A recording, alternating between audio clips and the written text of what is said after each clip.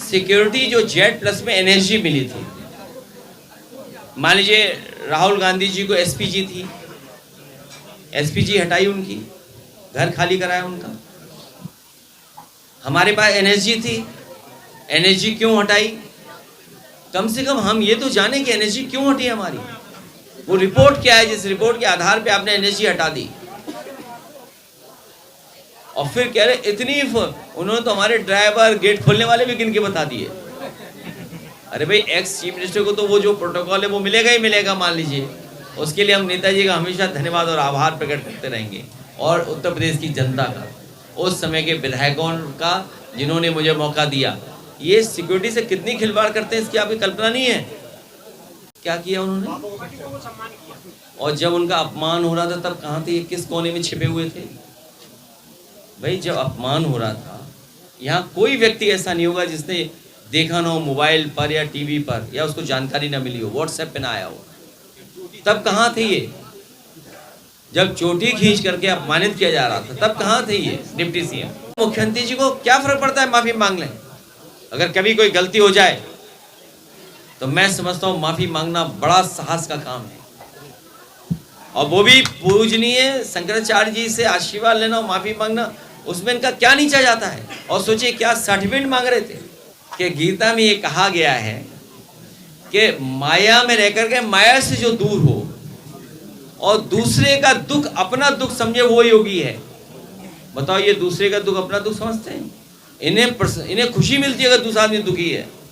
अगर बुलडोजर से घर टूट रहा हो तो मुख्यमंत्री आज में बड़ा खुश होते हैं कि देखिए आज मैंने घर तोड़ दिया किसी का। भारतीय जनता पार्टी को बाहर जाना है, अभी थोड़ा बाहर कर पाए हैं, 27 में पूरा बाहर हो जाएंगे। 27 में जनता ऐतिहासिक जीत दिलाने जा रही है। मुख्यमंत्री जी कितने होशियार हैं, सोचो। संविधान और कानून के पीछे छिप रहे हैं। जिस संविधान और कानून को कभी मुख्यमंत्री जी ने नहीं माना, जिस संविधान कानून की वो बात कर रहे हैं उसको कभी माना नहीं उन्होंने। ये दूसरों को उपद्रवी कहते हैं, माफिया कहते हैं।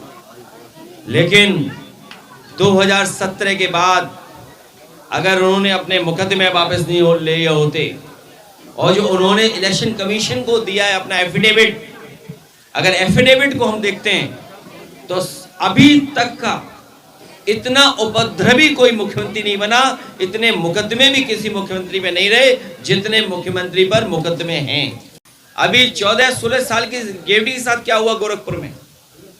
ये तो कहते हैं कि हमने 1 डिस्ट्रिक्ट 1 हॉस्पिटल मेडिकल कॉलेज बनाया है। जिस गोरखपुर में समाजवादी सरकार में एम्स के लिए जमीन दी गई, एम्स बन गया वहां पे, मेडिकल कॉलेज, उसको भी सुविधाएं दी हम लोगों ने। लेकिन 19 लोगों की सुना आंख चली गई वहां पर, 19 लोगों की आंख चली गई। ये गोरखपुर है, सोचो आप। वो गोरखपुर नहीं है, वहां पे गोरख धंधा चल रहा है। ये झांसी बुंदेलखंड डेवलपमेंट अथॉरिटी बना रहे हो आप। कभी भी किसान के साथ हम लोगों ने भेदभाव नहीं किया। समाजवादी पार्टी की सरकार में हमेशा किसान प्राथमिकता पे रहा है, और मैं आज फिर भरोसा दिला के जा रहा हूं अपने बुंदेलखंड के किसानों को कि जब भी समाजवादी सरकार आएगी प्राथमिकता पे हमारे किसान होगा, खेती होगी और उनकी पैदावार होगी। किसान, उसकी जमीन ली जा रही है, किसान की जमीन ली जा रही है, और जिम्मेदारी सरकार की बनती है कि मार्केट वैल्यू दे उन्हें। मार्केट वैल्यू नहीं दे रहे हैं। और मुझे याद है जब मैंने जमीन ली थी किसानों की जब जमीन ली थी तो उस समय मार्केट वैल्यू की कीमत दी थी और सर्किट रेट बढ़ा के दिया था। लेकिन ये सरकार सर्किट रेट भी नहीं बढ़ा रही, ना मार्केट वैल्यू दे रही है। किसानों के लिए न जाने कितने 1000 एकड़ जमीन ले ली इन्होंने, और वही किसान खाद के लिए गया तो अपमानित हुआ, लाठी खाया, कईयों की जान चली गई, खाद नहीं मिली उससे, फसल तैयार हो गई तो कीमत नहीं दी, कीटनाशक दवाइयां महंगी कर दी, बीज महंगा कर दिया, बिजली महंगी कर दी, और 1 यूनिट बिजली नहीं बनाई। मुझे खुशी है इस बात की कि कभी बहुजन समाज पार्टी की सरकार में शुरू हुआ था MOU, लेकिन पूरा नहीं हुआ था।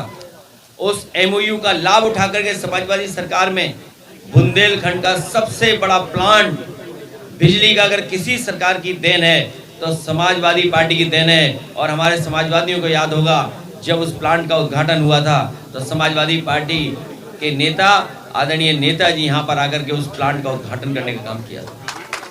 ललितपुर का सबसे ज्यादा बिजली बनाने वाला उस बुंदेलखंड का। आपका परीक्षा का भी एक्सपेंशन अगर किसी ने किया तो समाजवादियों ने किया। घाटमपुर के उस तरफ निगली निगलाइट जो बना है वो भी बिजली का कारखाना अगर किसी ने लगाया तो समाजवादियों ने लगाया। बताओ बीजेपी ने कोई एक कारखाना लगाया हो बुंदेलखंड में? बताओ बिजली का कोई इन्वेस्टमेंट आया हो तो बताओ।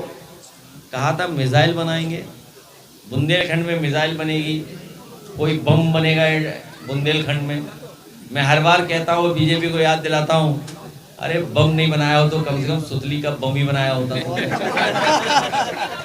बताओ सुतली का बम भी नहीं बना पाए। कितने हजार एकड़ जमीन ले ली तुमने यहाँ पर, कहा कि डिफेंस कॉरिडोर बनाएंगे, लोगों ने जमीन ले ली, उद्योगपतियों को जमीन दे दी किसको पता ही नहीं।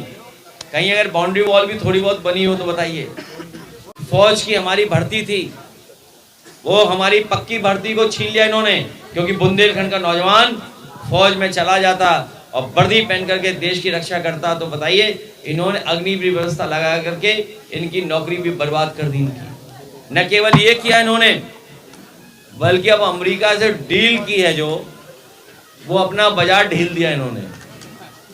और बाजार ढीला ही नहीं इन्होंने, अब सुनने में आ रहा है गाय जानवर बकरी बकरा और मुर्गी मुर्गा सबका दाना भी अमेरिका से आने जा रहा है, फीड।